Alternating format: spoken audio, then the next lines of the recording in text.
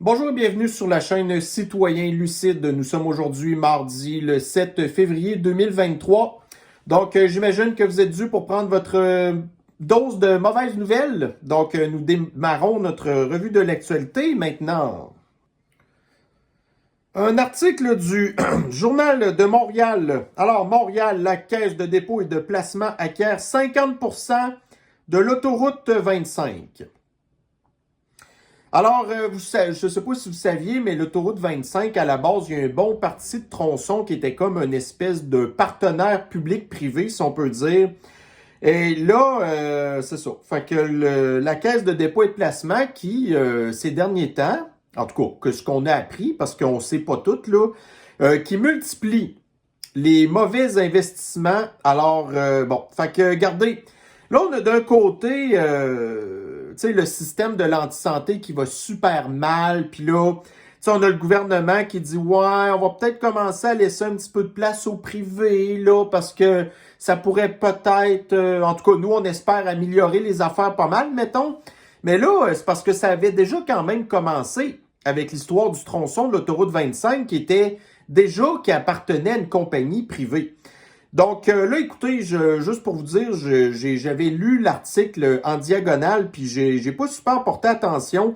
Mais je pense que ça vaut quand même la peine qu'on aille y jeter un œil parce que, encore une fois, on parle ici là, de probablement des millions de dollars. Qu'est-ce que vous en pensez? Donc, et voilà. Fait que la Caisse de dépôt et de placement versera 355 millions de dollars pour prendre une participation dans la concession Autoroute 25. Donc, regardez, moi, là, le gouvernement est en train de tout faire pour nous enlever notre droit d'avoir des voitures.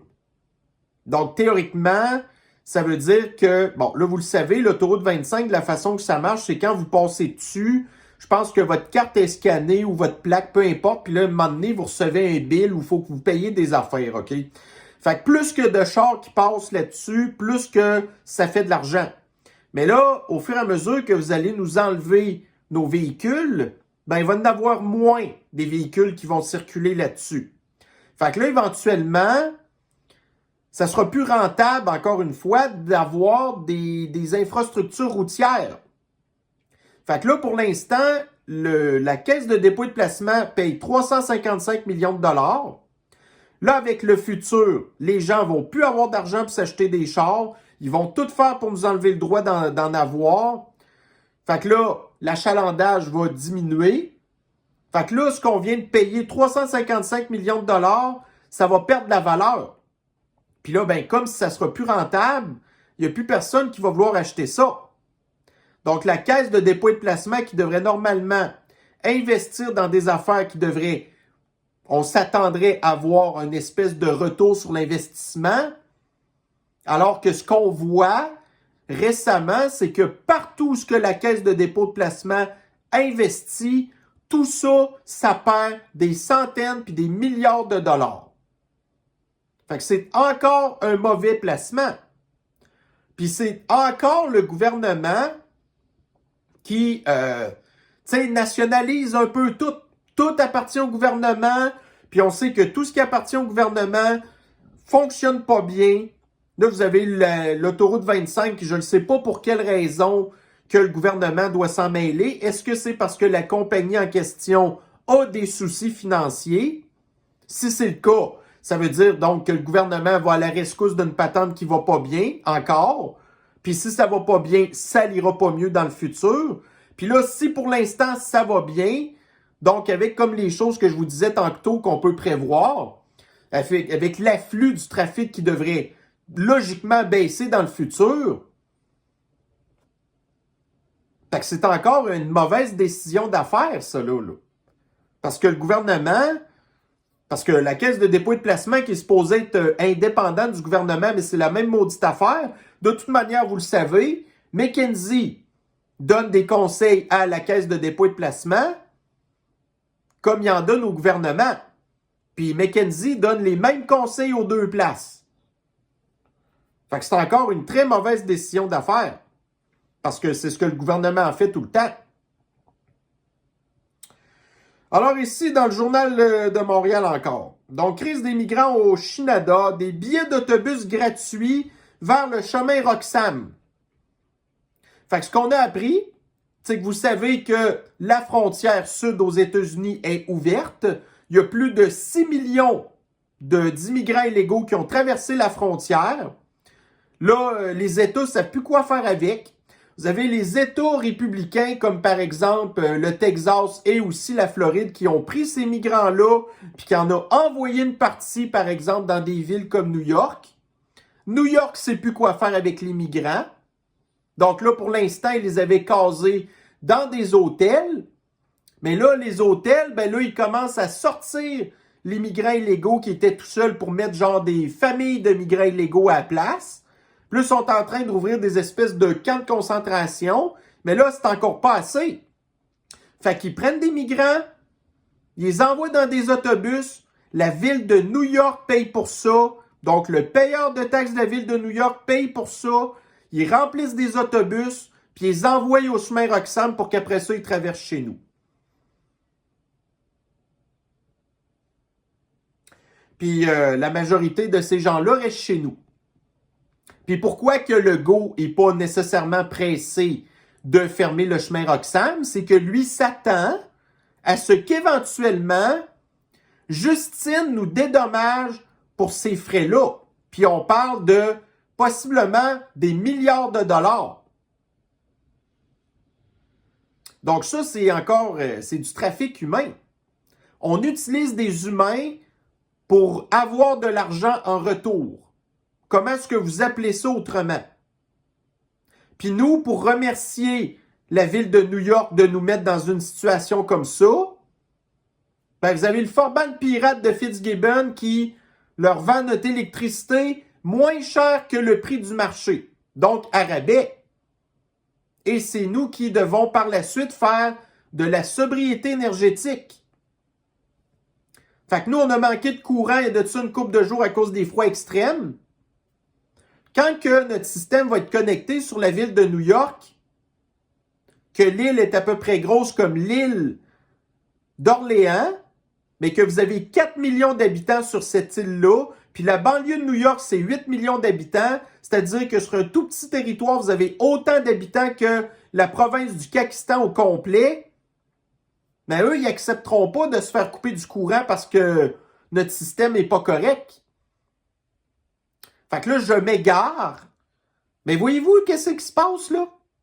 Fait que les démocrates ont laissé la frontière sud ouverte.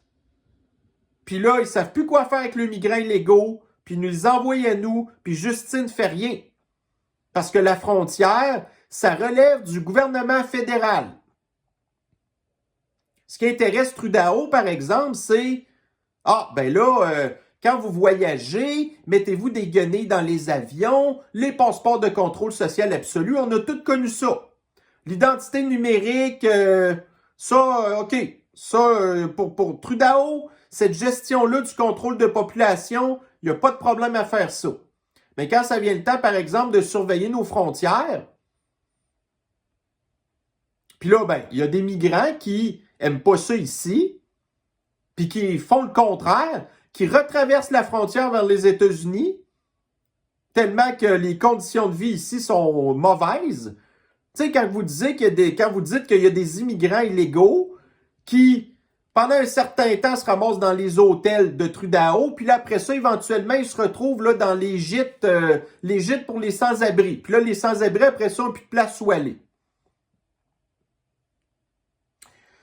Alors ici, nous avons, OK, donc, dans la fin de semaine dernière, au Grammys Award, alors, un des shows, OK, a été fait par un artiste qui se considère non-binaire, et puis il y avait quelqu'un d'autre qui chantait avec lui, qui est une personne transgenre, qui, soit dit en passant, a gagné un prix, et était tout content de dire « Oh, je suis la première personne transgenre à gagner un Grammys Award. » Ben, tant mieux pour toi, mais nous, ça ne nous intéresse pas. Mais là, ce qui a beaucoup choqué un petit peu la twittosphère, entre autres, de la droite, OK, parce qu'il y a juste nous que des affaires comme ça que ça choque, c'est que le spectacle en question avait un thème très, très satanique. Donc, avec le chanteur qui avait un casse rouge sur la tête avec ses cornes, là, puis là, ça a l'air qu'il versait du faux sang dans la bouche, là, des danseurs, puis des affaires de même, puis ouais. Fait que quand que vous avez les complotistes qui disent que l'extrême gauche, ben c'est toute une gang de sataniques, ben ça l'aide pas ben les affaires. Fait que là, ben écoutez, on sait pas si l'extrême gauche a fait exprès, juste pour nous écœurer, ou qu'ils sont vraiment sérieux dans leur affaire. Ce qu'on sait, par exemple, c'est que les chiffres d'audience là, des Grammys Awards n'ont pas arrêté de baisser. Les 2 dernières années, je pense, ça a tourné aux alentours d'à peu près 8 millions, ce qui est vraiment catastrophique. Fait que là, on ne sait pas trop s'ils font exprès pour essayer de choquer le monde. Mais en tout cas, ça fonctionne. Puis là, ben, vous aviez l'extrême gauche qui était là, puis qui ont fait un standing ovation, puis qui trouvaient ça...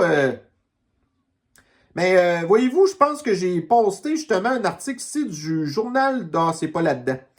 Du journal en tout cas, je pense que c'est TVO, qui nous a montré genre, les pires tenues des artistes qui se sont présentés. Fait que vous pouvez vous douter que, tu sais, le monde qui se vont là, c'est du monde qui sont pas bien dans leur tête. Tu sais, que nous, on a une vie normale, mais qu'eux, ces gens-là, sont pas normaux du tout. OK, ils vivent dans un monde complètement, c'est même pas un monde parallèle. C'est un monde fantasmagorique, si on peut dire. Puis là, ils vont voir des shows de même, puis ils trouvent ça bon. Puis ça, ces gens-là sont souvent des espèces d'exemples. C'est comme des influenceurs. Ils ont quand même un certain poids politique. Fait qu'ils nous partagent leur dérangement. Puis il y a du monde qui les suit sans trop se poser de questions, de dire, ouais, vous... êtes-vous sûr que ça tourneront dans votre tête, tu sais? La presse. Les géants technologiques découvrent l'austérité. Fait qu'hier, j'en ai parlé encore. Google, Amazon, Facebook, Microsoft, Apple, toutes les compagnies de l'avenir qui coupent des emplois, qui vont pas bien, qui n'ont pas les bons chiffres financiers. Fait puis comme je disais hier, si eux ça va mal, imaginez-vous comment est-ce que ça va pas bien au niveau du reste, les plus petits, tu sais. Puis si ces grosses compagnies-là vont pas bien, c'est parce que nous on n'a pas assez d'argent pour leur acheter des trucs. Juste ça, c'est un indicatif suffisant pour nous dire que l'économie, elle se passe pas comme on essaie de nous faire croire. Dans la presse, donc 2 militants de Greenpeace de plus sur un navire de Shell. Fait que là, si j'ai compris, je pense qu'ils sont rendus 6 sur une espèce de bateau plateforme de je sais pas trop quoi. Puis ça, c'est un acte de terrorisme, là. Parce que d'embarquer illégalement sur un navire, selon la loi maritime internationale, c'est un acte de terrorisme. C'est un acte de piraterie. Si vous avez déjà vu le film Captain Phillips avec Tom Hanks, ben on nous parle un petit peu qu'est-ce qui se passe là-dedans. Donc ça, c'est une histoire de pirates somaliens. Ben l'espèce de chef en question qui a embarqué sur le bateau, ben là actuellement, il est en train de faire une peine dans une prison Supermax aux États-Unis. Si vous savez pas c'est quoi une prison Supermax, là, c'est une espèce de pièce de... C'est tout petit. Vous avez une espèce de meurtrière comme fenêtre pour que vous ne soyez pas capable de savoir trop qu'est-ce qui se passe dehors. Vous avez 1 heure par jour que vous pouvez sortir de votre prison, de votre cellule, puis le restant du temps, vous êtes tout seul, puis vous n'avez rien à faire. Ça, c'est comme ça, normalement, qu'un pirate maritime, c'est supposé être traité. Fait que là, vous avez les gens de Greenpeace qui restent sur la plateforme puis qui sont supposés être là pour plusieurs jours ou plusieurs semaines, quelque chose de même, en attendant qu'ils arrivent au port où que l'espèce de patente flottante, elle arrive, là. Puis les gens de Shell peuvent rien faire. Ils peuvent pas les mettre dehors. Ça, Greenpeace, ben, c'est les amis de Steven Guilbeault, le terroriste d'Équiterre. Fait que, tu sais, pis ça, Greenpeace, c'est l'extrême gauche. Donc, on voit le privilège systémique, le système de l'injustice ne s'applique pas jamais à l'extrême gauche, qui impunément peut faire des choses qui, c'est écrit dans la loi, c'est criminel. C'est aussi pire, là, que de détourner un avion, ça, là. La presse. Trudeau présentera des offres substantielles à la signature d'ententes individuelles.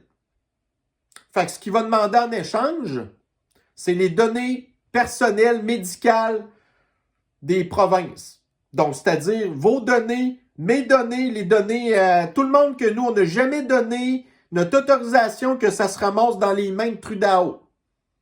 Puis ça va se ramasser où après ça? À l'OMS. Donc, j'ai d'ailleurs trouvé plusieurs articles ici qui nous rappellent qu'est-ce qu'il s'est passé pendant la pandémie, que l'OMS, dans un but de pouvoir contrôler les pandémies, ben ils ont besoin d'avoir comme les données de tout le monde. Fait qu'ils veulent centraliser les données à tout le monde. Fait que ça veut dire que Trudeau va donner nos informations personnelles médicales à l'OMS. Puis là, ben après ça, c'est ça, on a les histoires d'horreur comme quoi que l'OMS était d'accord pour implanter le passeport de contrôle social absolu pour voyager. Comment est-ce que, bon, tu sais, encore l'OMS poussait pour une espèce de politique d'empoisonnement global de la population. Ils voulaient là, que minimum 70% de la population mondiale soit empoisonnée, là. Finalement, on ne s'est jamais rendu là. Une chance. Fait que ça, c'est encore de la corruption. Legault accepte les migrants illégaux à Trudeau parce que lui, dans sa tête, éventuellement, Trudeau va nous envoyer un chèque de milliards de dollars qui ne serviront pas pour les migrants. Que Legault, il va aller gaspiller dans toutes sortes de maudites niaiseries encore. Puis là, ben, vous avez Legault, le prostitué corrompu, qui va, en échange de transferts fédéraux, de l'argent que le gouvernement fédéral nous doit depuis longtemps. Donc là, actuellement, le gouvernement fédéral finance à peu près 25% de notre système de l'antisanté. Il est supposé en financer 35%. Donc, pour quelques pourcentages de plus de transferts fédéraux, vous avez Legault qui va donner nos informations personnelles au gouvernement fédéral qui, par la suite, va aller donner ça gracieusement à l'OMS parce que l'OMS, eux, ne vont pas payer pour nos informations personnelles. Et ils vont après ça les donner au Big Pharma qui ne va pas non plus payer pour nos informations personnelles. Donc, l'argent que Trudeau va donner à Legault, c'est de l'argent qu'on n'a pas, qui va être ajouté sur notre dette nationale, dont les coûts sont en train d'exploser parce que les taux d'intérêt augmentent. Fait que si vous vous capotez parce que vous avez une hypothèque de 300 000 $ puis que votre taux d'intérêt passe de 1,8% à 4%, ben imaginez-vous qu'est-ce que c'est quand que vous avez une dette qui dépasse les 600 milliards de dollars. Combien ça représente par mois, par année? 4% d'intérêt.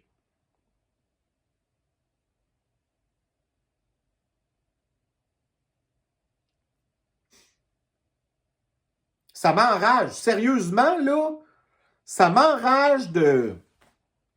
Tu sais, même si...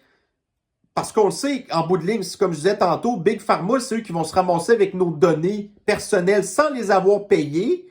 Mais je ne serais même pas intéressé à avoir leur crise d'argent parce qu'ils n'ont pas d'affaire à savoir ce qui se passe dans nos vies. Nous ne devons rien à ces gens-là. Tu sais? La presse encore. Lucide ouvre sa première boutique au Québec. Fait que si vous ne connaissez pas Lucide, ben c'est une espèce de Tesla de luxe. Fait qu'hier, j'ai parlé des articles, comment est-ce que les chars à batterie, c'est pas fait pour l'hiver. Fait que là, vous avez Lucide, qui est une compagnie de chars à batterie de luxe qui va s'installer ici.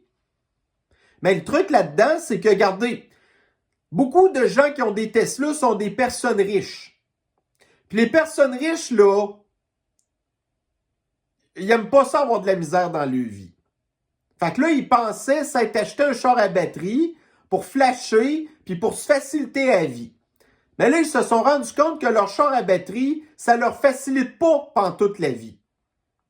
Fait qu'ils voudront plus acheter des chars à batterie. Fait que Lucide, qui est une marque de luxe, les riches voudront plus de chars à batterie parce que là, ils ont bien vu qu'est-ce que c'est d'avoir ça ici. Ben là, ça fera pas long feu, ça, là.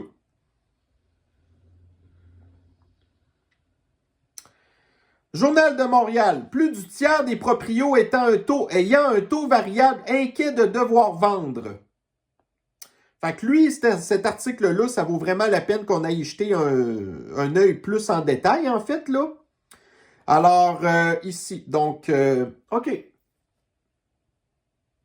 Avec le taux d'intérêt actuel de 4,5 % de la Banque du Canada, 38 % des Québécois qui ont une hypothèque à taux variable se retrouveront dans l'obligation de vendre d'ici 1 an, car ils pourront seulement se maintenir à flot pendant 12 mois.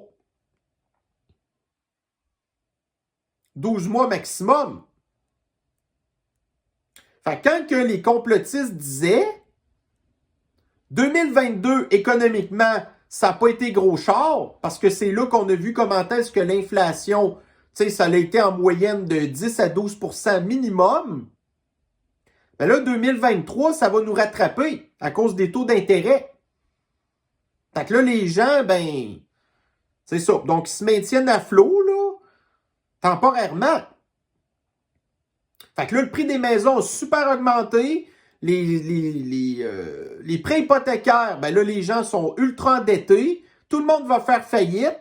Les banques vont se retrouver avec plein de maisons qui ne seront plus à qui vendre parce que plus personne n'a d'argent. Fait que d'ici 1 an ou 2, là, quand on parle de l'effondrement du marché immobilier, fait que ça, après ça, ça veut dire aussi l'effondrement de la construction. Imaginez-vous tout ce que ça implique, ça, là. Là, on nous parle ici de 38 %. Mais les autres, à la limite, ils vont toffer peut-être quoi? 24 mois au lieu de 12 mois? Puis si les taux continuent d'augmenter, ben le 38 % aussi va augmenter sûrement. En tout cas, j'espère que vous êtes préparés dans vos trucs. Là, voyez-vous, ici un autre article du Journal de Montréal. La hausse des taux d'intérêt, une nouveauté pour les jeunes. Fait que les jeunes se sont habitués d'avoir toujours tout cuit dans le bec, avec des taux d'intérêt d'en bas d'1%. Mais là, puis on sait que c'est pas eux qui gèrent le mieux leur argent non plus. Puis ils commencent leur vie, là. Des nouveaux acheteurs, genre fin vingtaine, début trentaine, première maison. Ils étaient déjà pas mal à côté. Puis là, il n'y avait pas prévu que ça pouvait arriver, ça, là. Tu sais? Puis ici, selon un économiste de Desjardins, les investisseurs sont trop optimistes. Fait que oui, on a vu une certaine remontée de la bourse dernièrement, mais tu sais, les investisseurs veulent faire de l'argent. Mais le problème, c'est que l'économie n'est pas capable de leur redonner des garanties que ça va rester correct. Fait que là, c'est comme des espèces de petites bulles boursières qu'on voit probablement encore présentement. Puis ça fait déjà des années qu'on surfe sur une espèce de bulle boursière. Puis 2008, la crise économique, ça a été causé à cause du marché immobilier. Puis qu'est-ce que je viens de vous parler au niveau du marché immobilier?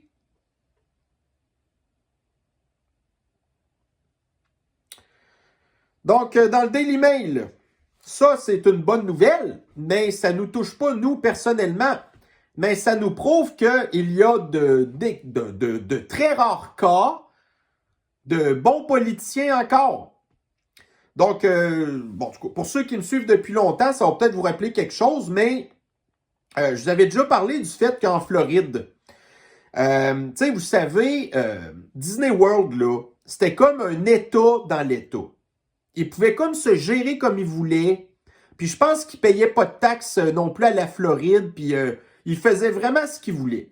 Mais là, depuis que, tu sais, ils se sont mêlés de l'histoire du Don't Say Gay Bill, OK? Fait que ça, c'est ce que l'extrême gauche disait. Comme quoi que dans le fond, tu sais, en Floride, c'était comme plus...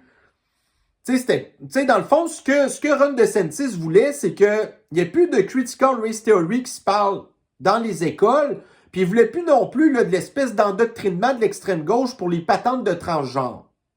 OK? C'était pas plus compliqué que ça. Fait que là, l'extrême gauche était fâché de ça. Puis Disney s'est prononcé, tu sais, contre l'espèce de Don't Say Gay Bill, OK? C'est-à-dire que là, dans le fond, il était contre le gouvernement de DeSantis. Fait que là, DeSantis, ce qu'il a fait, c'est des espèces de manœuvres légales pour essayer d'enlever le fameux titre exclusif de l'État dans l'État pour Disney World. Puis là, ils ont gagné. La Floride a gagné. Fait que là, à cette heure, Disney va devoir payer des impôts puis des taxes à la Floride. Puis là, il semblerait qu'il y aurait même une espèce d'arrérage de 700 millions de dettes qui avaient comme traîné depuis le temps. Puis là, DeSantis demande d'être payé là. Mais il semblerait que Disney n'a pas compris le message. Donc hier, ça a fait pas mal le tour des gens de la droite là, aux États-Unis. Disney a sorti une espèce de comique, là, un animé en fait, là, qui dit que les États-Unis ont été construits sur l'esclavage. Puis, tu sais, c'est un comique, là. Fait que ça passe aux enfants qui regardent ça. Puis qu'après ça, ils pensent que c'est ça la réalité, alors que ça n'a pas rapport. Puis de toute manière, on est rendu en 2023. On n'est plus en 1700 puis en 1800 choses, là. Fait que Disney n'a pas compris le message. Fait que de plus en plus, les gens se détournent de Disney World. Là, en plus, avec la pandémie, il avait ultra beaucoup augmenté les prix pour aller là. Là, déjà, les gens n'ont plus les moyens. Puis là, en plus, ils sont rendus super woke. Puis là, ben, quand ils vont être obligés de payer la Floride, tu sais, quand on dit « get woke, go broke », ben, Disney, qui est un empire, ben lui, on va pas s'ennuyer de lui, mais que ça s'écroule, ça, là. Puis s'il menace de s'en aller ailleurs, just too bad. On s'en sac. Faites-le. Tu sais, il y a un Disney World en Chine, là, aussi. Je pense que c'est à Shanghai.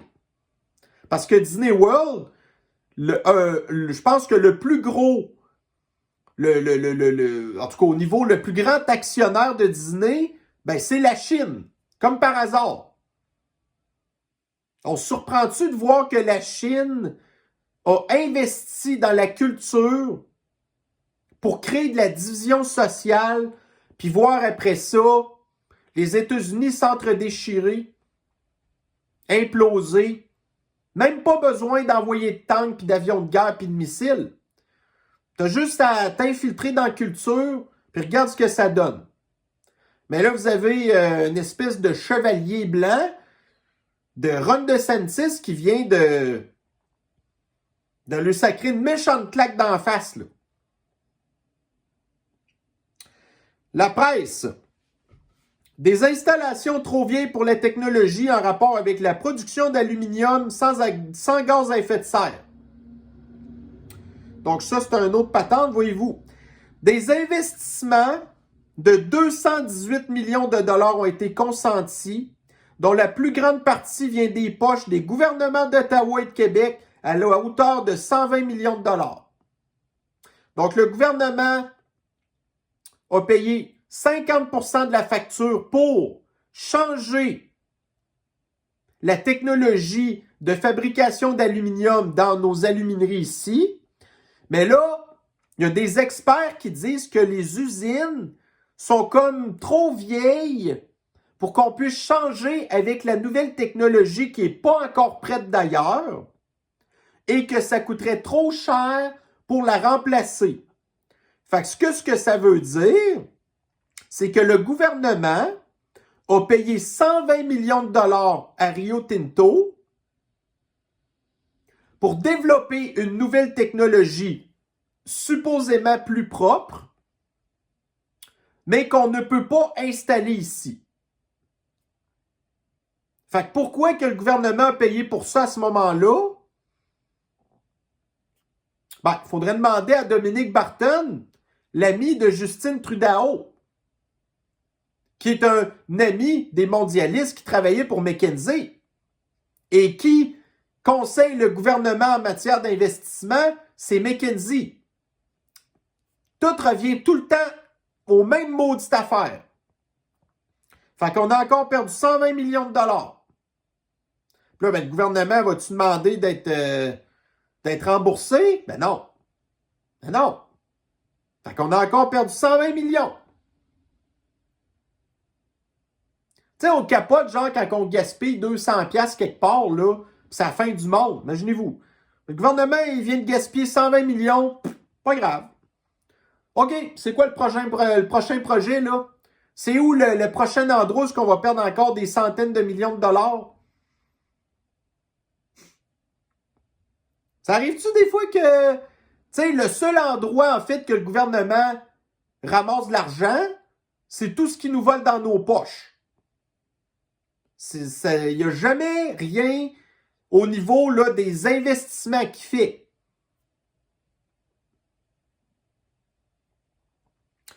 Journal de Montréal, bureau déserté. Le pire peut être encore à venir pour le centre-ville de Montréal. Le taux d'inoccupation des espaces de bureaux pourrait atteindre 29% d'ici 2027. Fait que j'en ai pas mal parlé hier de ça. Fait que les villes qui se vident. Oui. Le télétravail. Ah, ça allait baisser les gaz à effet de serre. Ben, ça l'a fait. Mais ça a vidé les grandes villes. Fait qu'il y a des affaires qui ont marché. Ça a baissé les gaz à effet de serre. Mais là, ils voulaient tous nous ramasser dans les grandes villes. C'est ça qui se passe, là. Ça, c'est un méchant problème pour les mondialistes. Puis plus ça va aller, pire que c'est. Fait que là, la ville, elle a un budget qui est déjà déficitaire. Là, un moment donné, les entreprises vont fermer, vont arrêter de payer des taxes. Ça va juste rempirer la situation budgétaire de la ville qui, au début, qu'est-ce qu'elle va faire? Exactement comme cette année, ben, elle va augmenter les comptes de taxes au bout. Mais là, les gens n'ont déjà même plus la capacité de payer. Fait que les villes, qu'est-ce qui va arriver? Je ne sais pas si vous connaissez le destin de la ville de Détroit, qui auparavant était la capitale mondiale de l'automobile. Ben, si vous allez jeter un œil à la ville de Détroit maintenant, ça se peut que vous n'en sortiez pas vivant. Ça avait été la première ville américaine à déclarer faillite. Puis voyez-vous, des dizaines d'années plus tard, Détroit s'en est jamais remise. Puis elle a pourtant encore des maires de l'extrême gauche, démocrates. Fait que Montréal, quand on dit que chez nous, les affaires sont toujours en retard, ben Montréal est exactement dans la même voie que ce que Détroit a vécu. Je pense, c'est quoi? C'est-tu dans les années 90 ou 2000? Puis Montréal n'apprend pas de ses erreurs. Parce que vous avez une mairesse qui est débile profonde.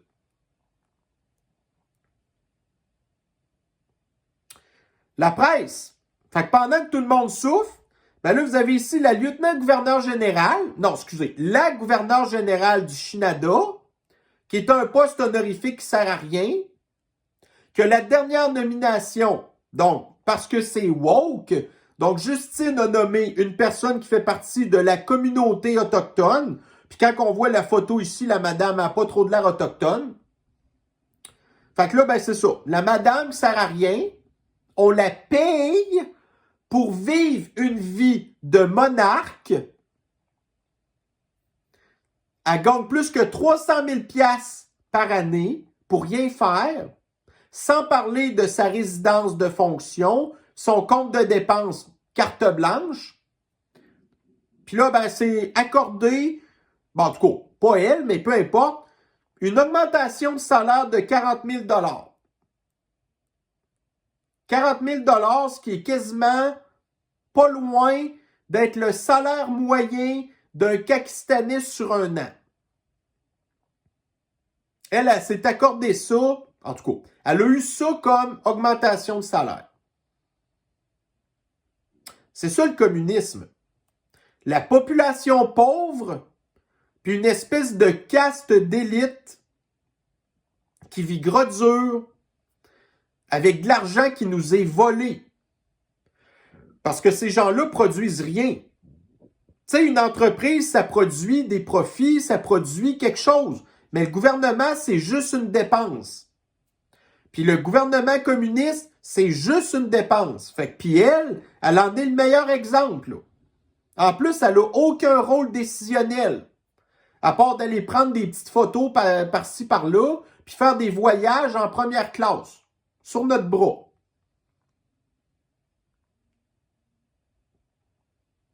Donc, dans le Daily Mail, vous avez entendu parler de Black Lives Matter. Ben là, imaginez-vous maintenant qu'il y a Trans Lives Matter. Donc, en Oklahoma, ils ont interdit pour les personnes de moins de 21 ans, donc pour les médecins, de faire des opérations de boucherie, de mutiler des enfants parce qu'ils les ont mentalement manipulés puis leur dire « Ah, toi, finalement, t'es pas une fille, t'es un gars. Fait que fais-toi couper les affaires ici, là. Puis en plus, on va te stériliser avec du Lupron. » Fait que l'Oklahoma a passé une loi que c'est interdit en bas de 21 ans. Puis là, ben, vous avez l'extrême gauche qui réclame le droit de mutiler des enfants. Tu sais, normalement, ça, c'est un autre patente criminel. Ben, l'extrême gauche a le privilège systémique. Donc, ceci met fin à notre petite revue de l'actualité. Alors là, je vous l'annonce tout de suite. Demain, malheureusement, il n'y aura pas de revue de l'actualité parce que j'ai une espèce de patente très importante à faire. Fait que demain, j'aurai pas le temps là, malheureusement de faire de revue de l'actualité. Fait que c'est pour ça que j'en ai fait une petite aujourd'hui. 38 minutes, c'est un petit peu moins que d'habitude. Alors, ben non, c'est pas plus grave que ça. On va tout simplement accumuler les nouvelles. Et puis, bon, en tout cas, si tout va bien, on se reprend là, plus tard dans le courant de la semaine pour une future revue de l'actualité. Alors sur ce, ben, je vais vous souhaiter une bonne fin de journée et on se revoit très bientôt. Bye bye.